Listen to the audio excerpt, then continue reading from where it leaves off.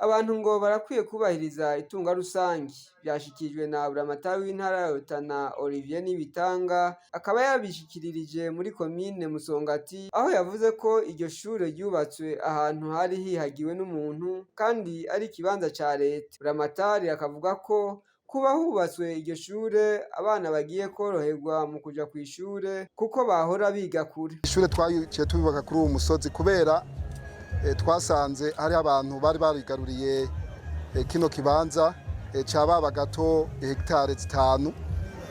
Ico kibanza rero twaciye dufata ingingo yo kucubakamwo amashure abana bose bigamwo kugira twereke by'ukuri abari bo bose ko itunga rusangi abantu bose boryubahiriza, tubereke yuko umuntu umwe yari yihariye hegitare zababa 5 by'ukuri yari yakoze amakosa kubera ubu tuce dushiramwo amashure ari itunga rusangi.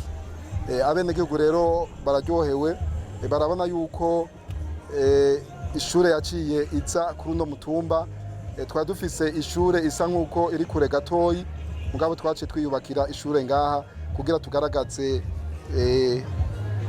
twereke n'abenegihugu yuko itunga rusangi ari ryo kubaha, ari ryo kubahiriza, kuko uno munsi abantu bariharije bumva umenga bogira ibintu byabo, mugabo twababwiye uno munsi canke twarababwiye twagomba dusubire twibutse n'abari bo bose yuko itunga rusangi ari ryo kubahwa kanatsinda rifasha benshi. Umushikiranganji w'indero François Habyarimana agasaba abana kudasubira guheba amashure ngo baje kuyerera. Iyi shuri rero ije gufasha ugwaruka, ije gufasha abanyamusongati, ariko rero natwe tuze tuyibungabunge na cane cane abavyeyi dufashe kugira ngo ugwaruka ntirusubire guta amashuri.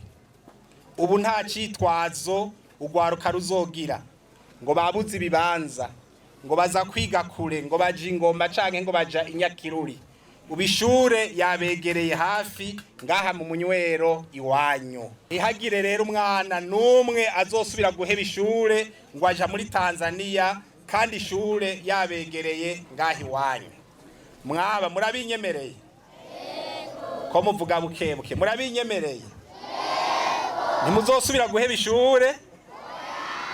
Nayo Epipode Baranyikwa arongoye umugwi w'intwaramuri avuga ko abo muri komine Musongati batahuye imbona kazoza kuko babandanya kwibakira amashure azofasha ugwaruka mu gushira mu ngiro intumbere y'umukuru w'igihugu. Abanyamusongati rero mwaratahuye kuko nko kwiyumvira ko ishure umutumba utaho rufise ishure utegerezwa kurironka uko bigenda kose, niya mbona kazoza yuko tuzoba abantu bifashe no mu mutwe, kuko abana bacu bazoba baraciye mu ishure gushika ico gihe, mbere nibo bazoba ariko barateza imbere igihugu cacu. Mu vyiyumvire rero no ku yindi mitumba muhiriwe muhishije ko mufise indongozi zibushitse, hariho buramatari avyitayeho kuko n'umuntu akunda bene gihugu ubwo sanzwe ndamuzi kandi ntadebukirwa. Muhiriwe muhishije kandi murafise n'umushikiranganje hano ajejwe ivy'indero n'ubushakashatsi, ndazi ko aho hose atari ishure azobibafashamwo kugira ngo mushobore kwinjira neza muri iyo mbona kazoza nk'uko mwabitanguye. Aha rero ndakenguruka cyane uwo mugambi mwafashe mu ndero, ariko n'iyindi mufise ndayikenguruka ko nagenda ca henshi nkabona imigambi myinshi iriko irakorwa mu ntara kandi iteye igomwe.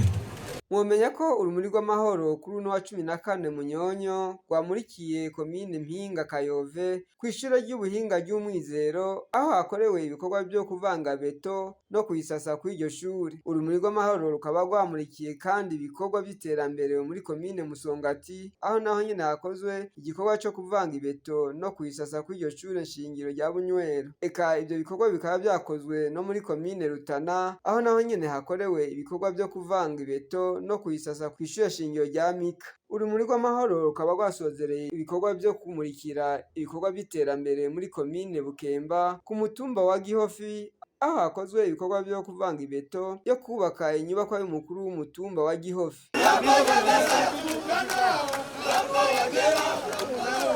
Iya